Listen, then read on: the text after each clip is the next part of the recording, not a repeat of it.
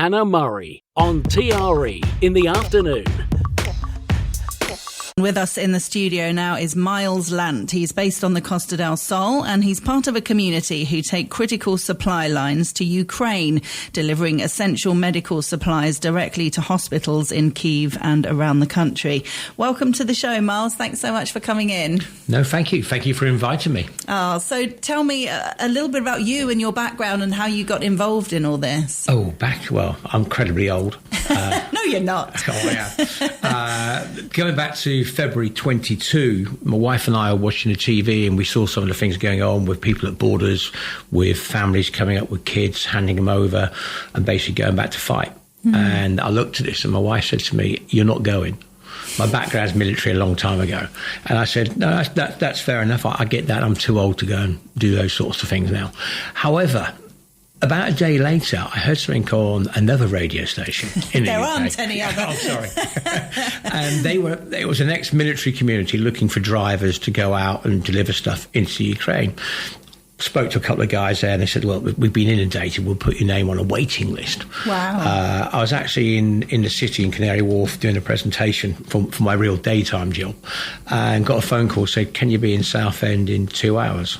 I said, as it happens, I can. I've got a go bag in the car.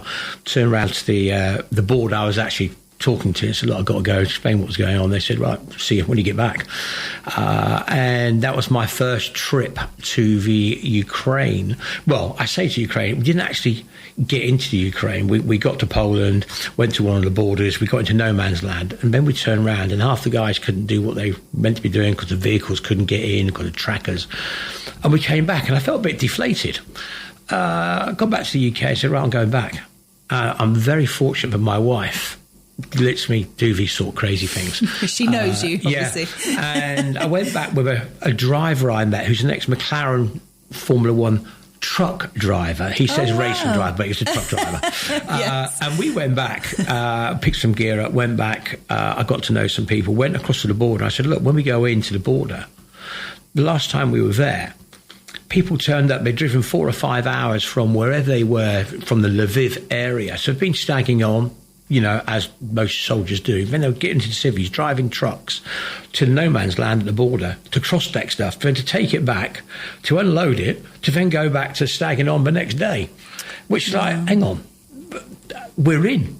So our first trip, we got the stamps at the border. It was quite interesting. And I said to Dave, well, we're in. We can drive to their warehouse. And he goes, is it safe? I said, I don't know. We'll find out, won't we? We were that green in terms of will it be safe? But we'd looked at the national news and it wasn't really hitting in the West. So we ended up that night with a military base being taken by civilians and the network has grown from there. I met up with people. I mean, if I'm honest, the first 3 months, it was like the Wild West. You know, going on, things going in and out of country.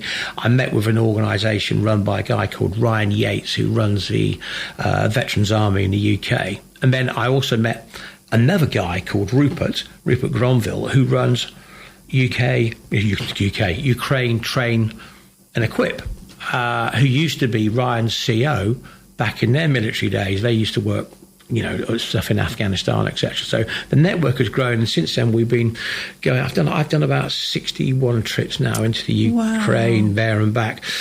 And the whole idea is, and the network of people we got is, we didn't want it to be something like you go.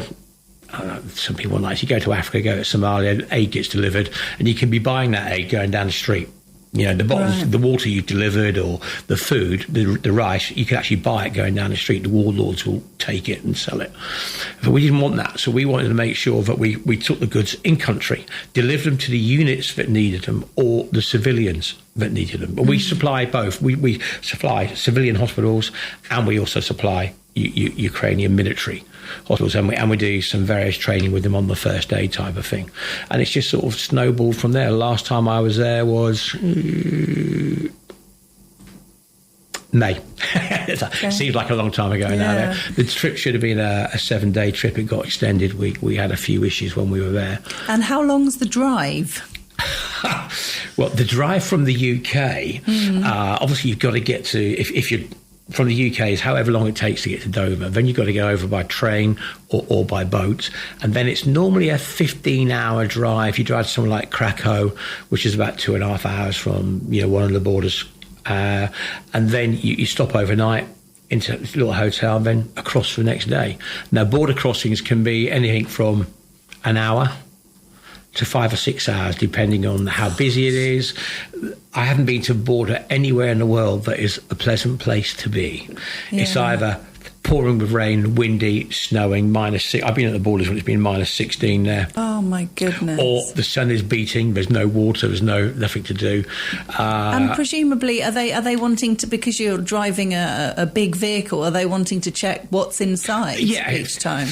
If we go back to the early days, this sounds like really old now, but in the early days, I said it was like Wild West. It was like pirates, just going over humanitarian aid, getting stuff in, getting back, doing 2 or 3 runs a day, maybe. And they were sort of 20, 22-hour days, whereas now everything has got to be accounted for. Everything that gets supplied now to go into Ukraine has a sell-by date or a use-by date. They changed the rules when we were there to saying that you've got to use this stuff now. It's got to have 6 months left on its date to be used on medical equipment. There's rumours that it's going to be 2 years. That makes a big difference. Yeah. Because we're very fortunate through another organisation, the Order of St George. We got a contact and we took out £750,000 worth of top-end TACMed surgical equipment on the last trip. And there's all stuff that had 4 or 5 months left on the date, but it's got to be changed under UK regulations, etc. All perfectly usable. But I also was out there when a truckload of baby formula was turned around because it had 1 month left on its use-by date. It's like, guys, this not only is it useful for babies, it's also useful for wounded personnel, because if they can't take anything, solid, they can start drinking the baby milk. And a lot of people don't sort of realise that. And it got turned around. So there's a lot of bureaucracy to deal with as well. But at the end of the day, we tend to get things. There are ways and means, There could be a stamp that gets changed or something. Maybe, who knows? Our job is to get the equipment in and get it to the people that need it, because they do need it. And how do you know what is needed? Are there people there giving you lists of what's needed and how much? It's a very good question. We get asked for stuff all the time. We've gone down the specialist route of doing medical equipment for hospitals. Field hospitals and IFACs, which is individual first aid kits, which we want to give not just to soldiers but to civilians as well, because what people don't realise is everyday life goes on. There are bombs and things going off everywhere, but the civilians need to be trained in first aid as well, children as much as adults.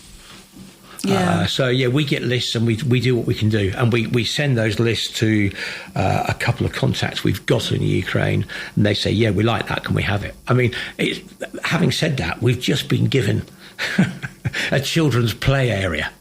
Right. We're also involved in looking after a couple of orphanages that we know in Brody, which is in the west of the country, and we're just arranging transport for this to go out there now for them. So it's quite diverse what we do, but mainly it's medical equipment. But if we get asked for, can we get this out there, we'll normally speak to an organisation that we know and see if we can get it delivered. But it's the cost of getting things there. Yeah. You've got women in the UK that are making teddy bears and things, taking out for the kids. We have. It's called the Teddy Bears Trust. Now, it's the one part I don't like doing, actually. Why? I can do all the war-y stuff. Right. The kids is like, it hits home a little bit, I think. Yeah, I bet. But basically the idea of the Teddy Bear Trust is not just in Ukraine, but before that in Afghan, in Africa, etc. Kids play with things that are shite and briny, and they'll pick it up. And with each teddy goes a little leaflet saying that don't pick this up, it might be a booby trap. Plus also, the other thing as well is that these kids have walked away with nothing.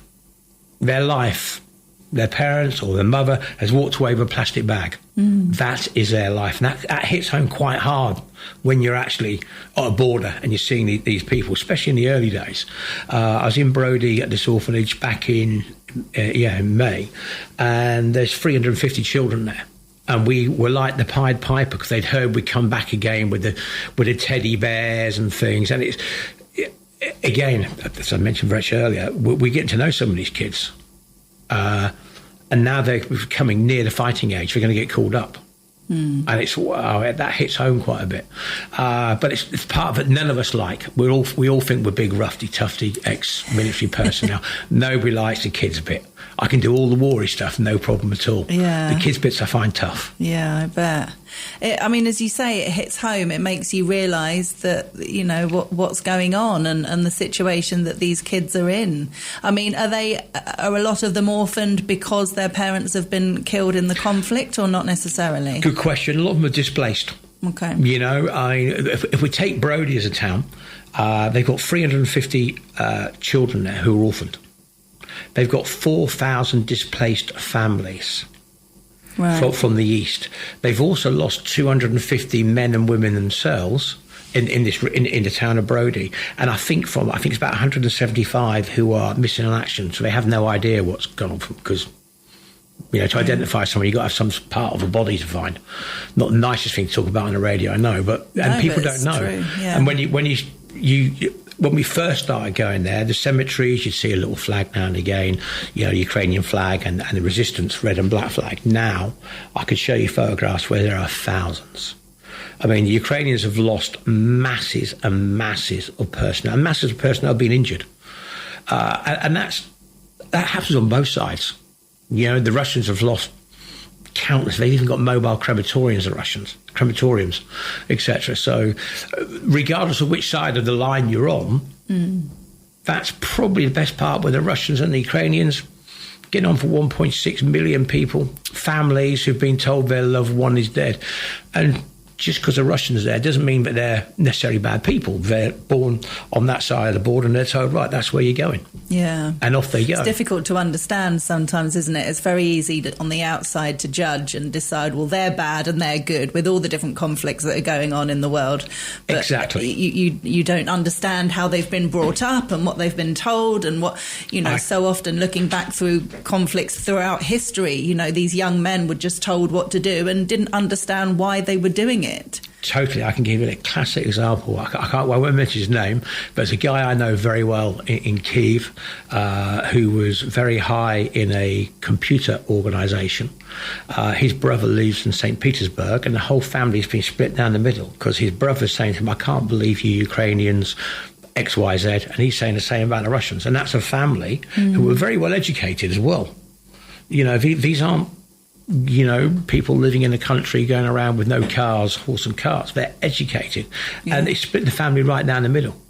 But just because someone comes from Russia, Ukraine, or wherever, doesn't make them a bad person. It's still, when you go with captured soldiers and you're having a cigarette, people show pictures of girlfriends, boyfriends these days, or whatever. But it's the part of wars that you don't see. Yeah. But the displacement at the moment with drones and families, it's pretty tough to see. And you lost someone as well, Carl Rogers. Tell us about that. That's awful. He's one of our paramedics. He was a full-time paramedic in the UK. Had been out 2 or 3 times. Was asked to help with a unit, etc. Was doing that. He got hit when we were over there. I don't want to go into it too much, but he was killed basically, and then it's organising all the paperwork to get him out and everything else. But it does bring it home. What we do isn't dangerous. People say, "Oh, you're going to Ukraine, it's dangerous." In general, we're wandering around doing whatever. We're not on the front line fighting. We do go to grey areas and we do deliver stuff, etc.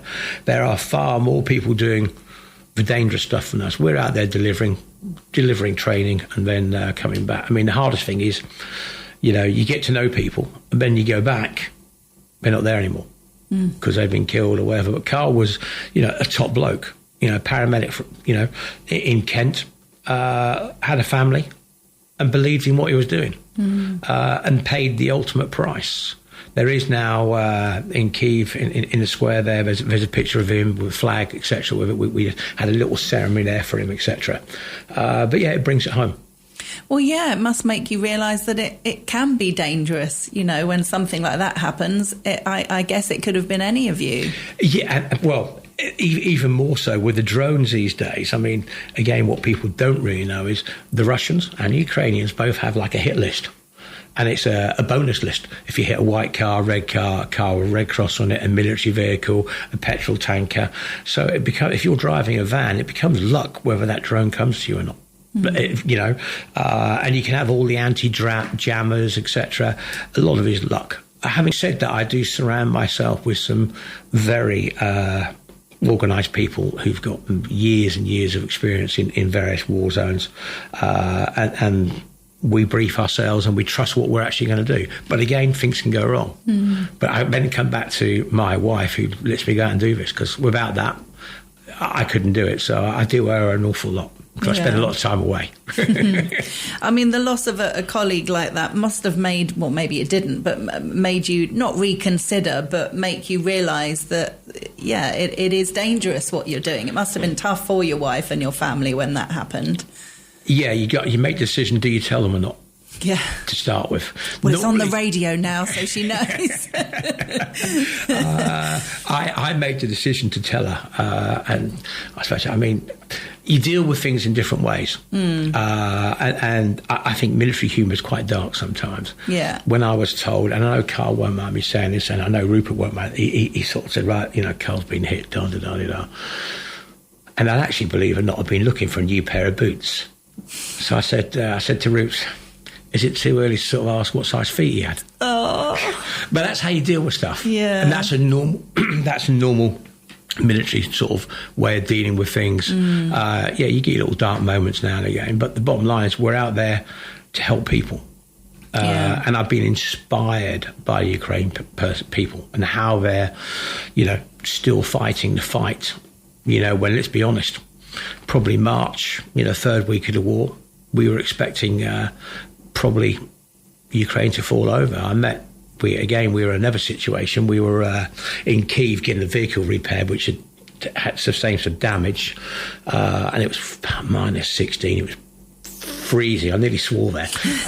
Well done. And some old dear came along with a little bag selling trinkets and things. She's about 90, all done up. Absolutely. We got talking to her through a translator. I'll give you an idea. Our translator there at the time, she'd lost her husband in the Crimea. She'd lost her son 2 years ago, fighting on the front line, and her daughter had just become a qualified sniper. Oh, so these are the people, wow. I didn't have any spare cash to put some money on a mobile phone, so she charged it up straight away. From her own pocket. But going back to this old dear, I can't remember her name, got chatting to her, and she lived about 3 miles away, and we had a spare vehicle. So I said to a friend of mine, well, we'll give her a lift back. So we brought some things off. I don't know what they were, just off. We buy things like potatoes and things off the kids on the side of the road just to help them. You get back, what am I going to do with these? Yeah. I don't need them. But we went back to this old dear's house. It's very Eastern European, 3 blocks, no lift. Walked up the stairs, and she invited us in for a brew. So we didn't really want it, but said, yeah, okay, we'll go for a brew. As he walked in the front room, my friend looked at me and goes, flipping heck. Yes, there was 37 Molotov cocktails in her front room. And we sort of said, what's that about?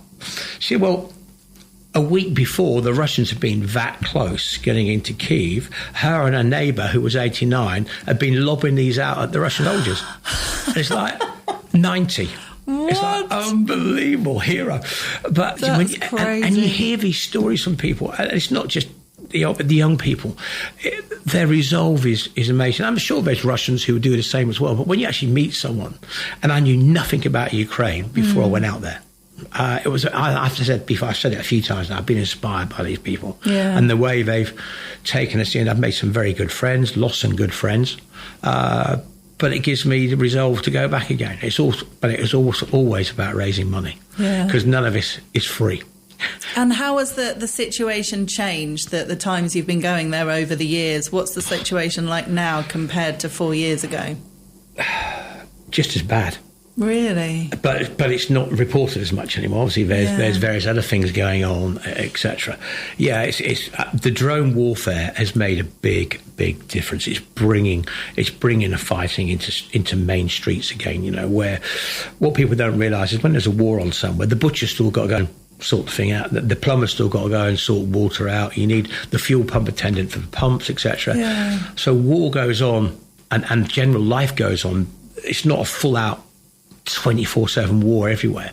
That's on the front lines, but life carries on behind. And as humans, we adapt very, very, very fast. You've only got to look at COVID, when we all had to stand, a metre away from everyone. You still see people now in queues a metre away from everyone. Yeah. We're quite easy to train, but humans adapt and carry on. Kids will still play. Instead of playing in a playground, they're playing in a burnt-out building, etc. So the war is very much kicking on. The graveyards are getting bigger over there still. Hopefully, if what I've been told is correct from my intelligence that I speak to, the Ukrainians are now sticking it to the Russians a bit more. Hopefully it will bring somebody, Putin to the table. And there will have to be some sort of deal done. Yeah. Because otherwise everyone's going to run out of soldiers. Yeah, absolutely. And it's not just the fighting, it's things like the primary care. Where do, when a young lady, when a young girl starts, going into a period, where do they get all the medication? Where do they get it? And again, with guys, old people, what happens when they need those services which aren't there? Hence why we're looking at setting primary care up in places, normally in the east of the country as opposed to the west of the country. But the need is great for everything, from baby milk to, tampons to medical equipment. They do need things. Yeah. They don't need bottles of water being sent because they can buy those and get them in. But it's a question of helping out in whatever way you can. Yeah. I mean, I know that my wife's spoken to some people in Decasa the other day, and we're getting a box of medical equipment. It all helps. Yeah. Although it is harder now, as I said earlier, getting things in country. I'm very fortunate with my job, ID Tech. They've actually just sponsored our last trip, which they've given us a van, which, vans don't last very. The roads over there make the roads in Spain look very good. Really? Oh, yeah. Wow. The potholes we're all complaining about. Yeah. I can show you videos where we're doing 80 miles an hour, like a farm track, lights start popping out of vehicles, etc. Oh, goodness. Even though I do complain about the roads here now and again. But maybe complain a little bit less. Yes. The Ukraine, the road network, it's a good network, but people drive on the side of the road where there aren't any holes. Yeah, fair enough. So if people want to help, if they want to get involved, is it better that they give you money and then you buy what is needed as opposed to, or is it just as good for people turning up with 10 boxes of tampons or whatever? Both. Okay. To be honest, I mean, the bottom line is we are self-funded. I've done a few deals with the company that I work with, so we can get some funding in. But getting to the Ukraine is expensive. Nobody takes a penny out of this. So on my trips, I've never been paid for doing it. I don't want to be paid for doing it. But it is expensive getting there and getting back. Yeah. So there are various organisations. Am I allowed to mention? Yes, please do. Yeah. You've got veteransarmy.co.uk, which is run by Ryan Yates, a great organisation. We've got a big masquerade ball back in Bolton on the 14th of November. We've got UkraineTrainEquip.org. And, money goes towards getting us there. We can get hold of medical equipment through various organisations and people we know, but it's about getting it there. I could send a van out every week if we had the money to do it. But when you get two people to get out there and back, it's normally about 10 days of time. Yeah. So people are given that 10 days, and they've got to be fed. Fuel now, as we all know, has gone through the roof. Even in Ukraine, it's got expensive. But we'll take whatever we can get. So is that the best way for people to donate, through either of those websites? Yeah, through either of those websites, or if somebody wants to get hold of you guys, and obviously I know Celine's got, and you probably have got my wife's details, we'll try and pick gear up if needs to be. Okay. It's a question of, our vehicles are in the UK, but quite often I'll drive from here. Okay. And pick and either meet someone halfway. So, but whatever we can get, we will take, please. Well, Myles, it's so nice to meet you, and well done for everything that you're doing. Seriously. No, thank you for giving us the time to sort of speak about it on air. But there's still lots to be done out there. Yeah. And don't let the present situation on the news forget what's going on. Definitely not. Thank you very much, Myles. Thanks for coming in. Cheerio now.